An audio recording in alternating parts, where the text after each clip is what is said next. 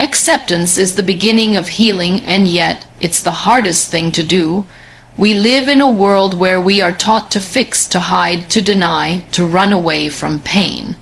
But tell me, how long can you keep pretending? How long can you keep wearing a mask when your heart is breaking inside? You see, pain has a way of finding us. It knocks on our door without invitation. It shatters the walls we build, and it forces us to look at ourselves, not the version we show to the world, but the real, raw, trembling version that hides behind the smiles. That moment when life changes without warning, when you lose something or someone you thought you could never live without, that moment when the ground beneath you disappears, that is when acceptance becomes your only path forward. But acceptance doesn't mean giving up. No, my dear friend, acceptance means making peace with reality. It means standing in the middle of your storm and saying, yes, this is my life right now. Yes, this pain is part of me, but it will not define me. When you stop fighting what has already happened, you free your soul from the chains of why.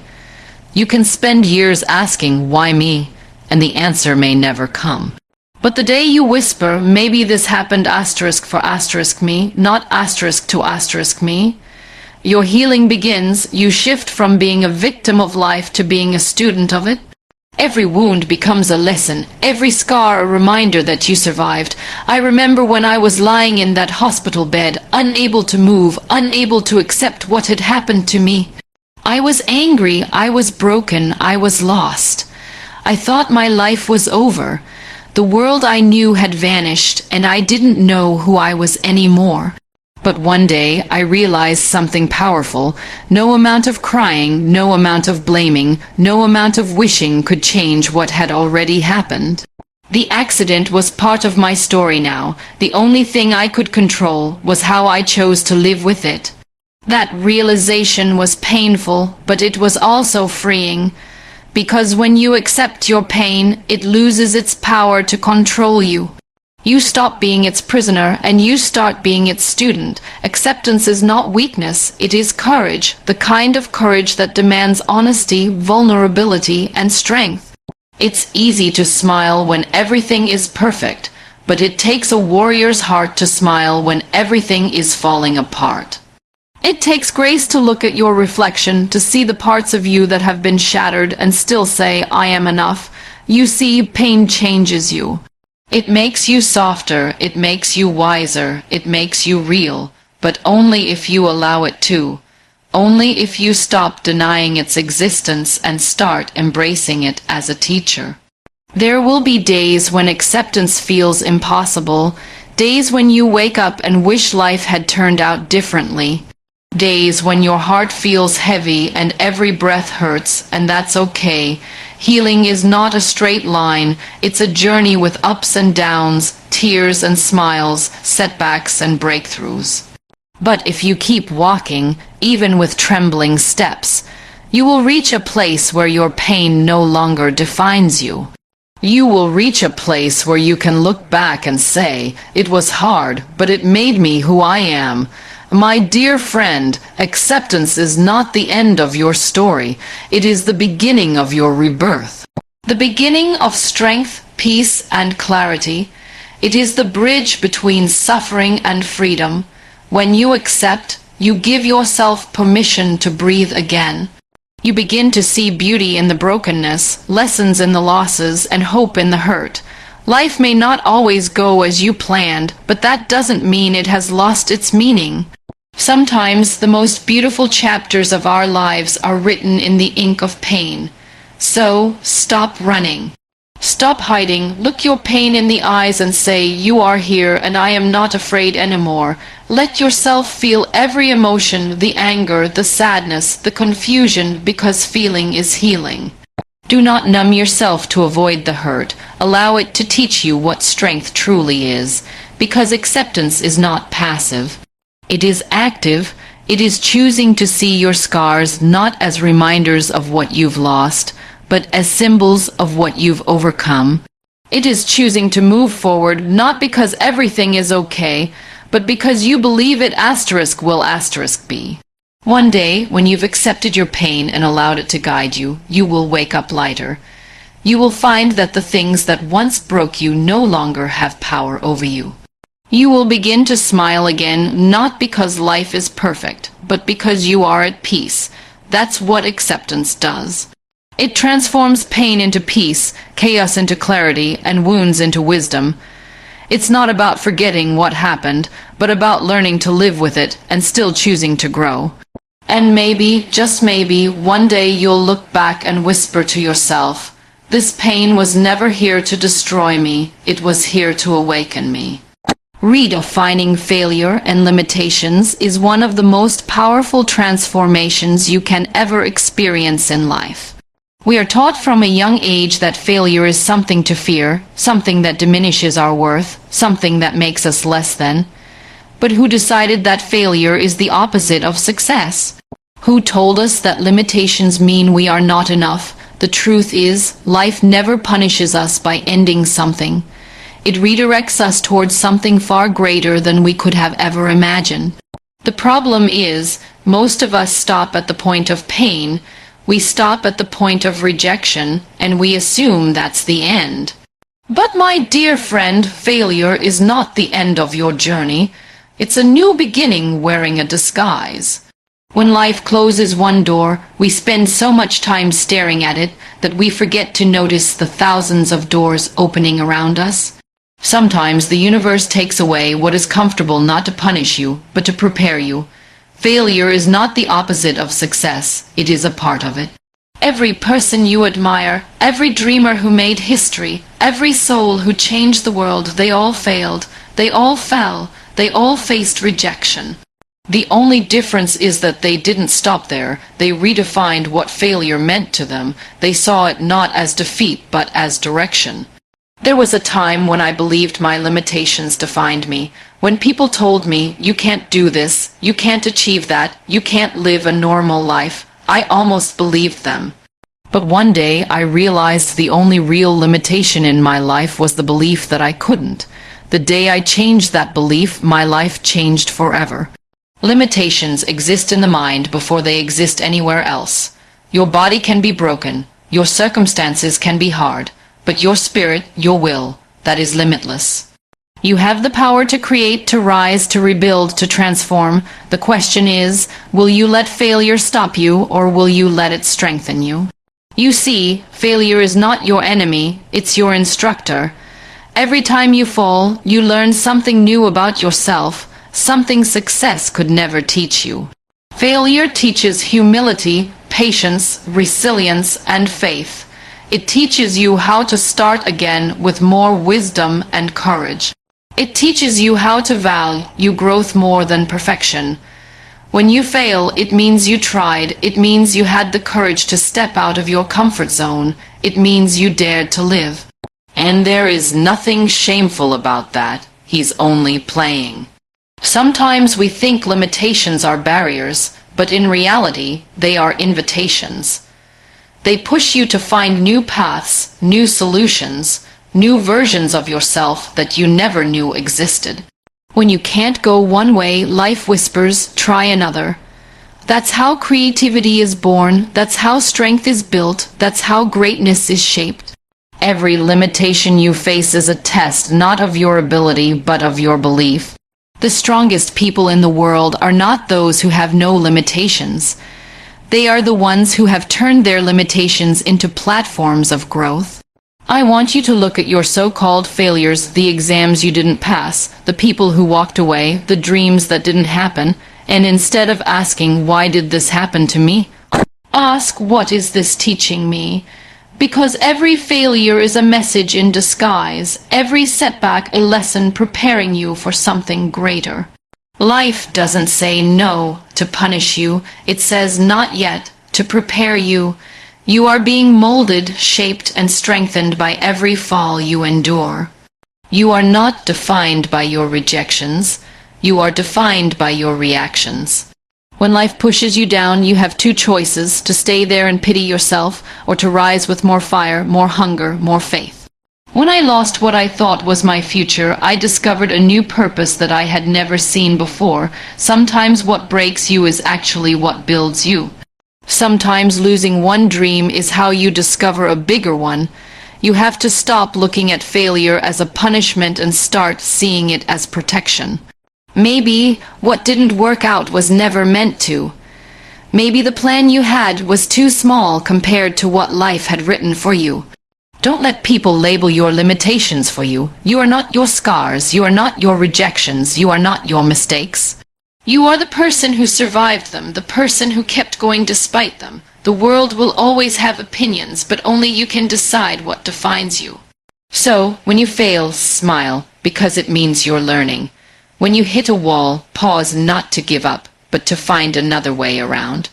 Remember, a limitation is only a boundary for those who believe in boundaries, for those who believe in growth. It's just another challenge to rise above. Every setback is setting you up for a comeback. Every time you fall, life gives you another chance to rise stronger. The cracks in your life are not signs of weakness. They are where the light enters. So the next time you feel you've failed, remind yourself, this is not the end. This is life preparing you for something extraordinary. Your failures are not there to destroy you. They are there to rebuild you, to refine you, to remind you of the unstoppable power that lives inside you. Gratitude in the midst of suffering, it sounds almost impossible, doesn't it? How can you be thankful when life has taken everything you once loved? How can you smile when your heart feels heavy, when your dreams have been shattered, when nothing around you makes sense? But my dear friend, that's exactly when gratitude matters the most, because gratitude is not about ignoring your pain, it's about transforming it. It's about shifting your focus from what's gone wrong to what still remains right. Gratitude is the bridge between pain and purpose, between heartbreak and healing. When you start practicing gratitude even in your hardest moments, something magical happens. Your pain stops being your prison and becomes your power. There was a time when I had lost so much that I could barely recognize my own reflection. I was angry, I was broken, I felt cheated by life. But one day, lying in that hospital bed, I looked around and saw people who were suffering even more than I was. People who had no family by their side, no one to hold their hand, no one to whisper you will be okay. And in that moment, I realized something profound. I still had something to be grateful for. I had my breath, I had love, I had a heart that still wanted to give even when it was hurting. And from that day on, I decided that gratitude would not be something I practice only when life is good. It would be something I hold on to when life gets hard. Because gratitude doesn't change your circumstances, it changes you. Gratitude opens your eyes, it allows you to see light even in darkness. It reminds you that even in pain, life is still offering you small blessings, the warmth of the sun on your face, the laughter of someone you love, the lessons hidden in your struggles. The truth is, gratitude doesn't deny the pain, it gives you strength to walk through it. When you start focusing on what you still have instead of what you've lost, you begin to reclaim your power. You start to realize that even in brokenness, beauty exists. People often say, how can I be grateful when my world is falling apart? And I say, that is exactly when gratitude becomes your greatest weapon. Because gratitude and pain cannot live in the same space. The moment you choose gratitude, pain begins to lose its grip on you. Gratitude doesn't erase your scars, it teaches you to wear them with pride. It teaches you to see every wound as proof that you survived, every tear as a sign that you still care, every loss as a reminder that you once had something worth loving. Life will not always go your way. There will be storms, losses, and disappointments, but gratitude helps you find peace even in the chaos. It teaches you that happiness is not found in having everything, but in appreciating everything you have. You can be in pain and still find something beautiful. You can cry and still whisper thank you. That whisper, that small act of acknowledgement is where true healing begins. Gratitude is not denial, it's defiance. It's standing in front of your suffering and saying, you can't take away my light. You see, pain changes your perspective. It strips away all illusions and brings you face to face with what truly matters. It teaches you that the little things you once took for granted were never little at all. The ability to breathe, to see, to feel, to love, those are miracles we often forget to notice until life reminds us how fragile they are. Gratitude restores that awareness. It brings you back to the present moment and says, look, even here, even now, there is something good. When you start being grateful, you stop being bitter. When you start being grateful, you stop comparing, you stop chasing what you don't have and start celebrating what you do. Gratitude grounds you. It reminds you that no matter how painful your past or uncertain your future, you still have today, and today is enough. Gratitude teaches you to smile not because everything is perfect, but because you have chosen to see the perfection in imperfection. It's not about pretending life is easy. It's about recognizing that life is still worth living even when it's hard. So when you wake up tomorrow and the weight of your pain feels unbearable, pause for a moment, take a deep breath and find one thing, just one, to be thankful for. Maybe it's the air you breathe, the sound of birds, the warmth of your blanket, or the simple fact that you are still here. Because being alive means you still have purpose, you still have time, you still have a chance to create meaning from your pain. And the more you practice gratitude, the more reasons life will give you to be grateful for. Gratitude transforms your heart. It takes bitterness and turns it into wisdom, despair and turns it into hope. It teaches you to trust the timing of life, that even your darkest chapters are part of a greater story being written for your growth. And one day, when you look back, you'll see that gratitude was the thread that kept you together when everything else fell apart. You'll see that gratitude didn't just heal you. It transformed your pain into power, your sorrow into strength, and your brokenness into beauty. Choosing courage over self-pity, it sounds simple when said aloud, but in truth, it's one of the hardest choices you'll ever have to make. Because when life knocks you down, when everything you dreamed of falls apart, when you feel invisible and forgotten, it's so easy to slip into that dark place of why me. It's easy to look at your pain and believe that life has been unfair. It's easy to build a home in your sadness, to replay your losses, to convince yourself that you are broken beyond repair. But my dear friend, courage begins exactly where self-pity ends. Courage is not about never crying, never falling, never feeling weak. It's about deciding that your pain will not be the full story of your life. It's about standing up again, even when every part of you wants to give up. There comes a point in life where you must make a choice to stay in your sorrow or to rise from it. You can either keep asking, why did this happen to me? Or you can look in the mirror and say, yes, it happened, but I'm still here, I'm still breathing, I still have a purpose. That is courage, to look at your broken pieces and decide to build something new from them. Self-pity will whisper that you can't. It will convince you that you are helpless, that the world owes you something that you'll never recover. But courage, oh courage, it shouts back, you are stronger than you think. You have survived things that were meant to destroy you. You have power. Courage doesn't wait for the pain to disappear. It walks with it. It says, I'm hurting, but I'm still moving forward. When I faced the lowest point of my life, when I was told I would never walk again, I had two choices: to drown in self-pity or to rise in courage. And for a long time I did feel sorry for myself. I cried, I screamed, I questioned everything. But one day I realized something profound. My tears were valid, but they could not be my forever. If I stayed in that place of self-pity, I would only be surviving, not living. So I chose courage, not because it was easy, but because it was necessary. Courage doesn't erase pain, it transforms it. It doesn't make your life perfect, it makes you stronger. And I learned that every single act of courage, no matter how small, pushes back the darkness a little more. Self-pity keeps you trapped in what you cannot change. It keeps you focused on what you've lost instead of what you can still gain. It tells you that you are powerless, when in truth, you are powerful beyond measure. Courage, on the other hand, opens your eyes to possibilities. It teaches you that strength is not about pretending to be okay.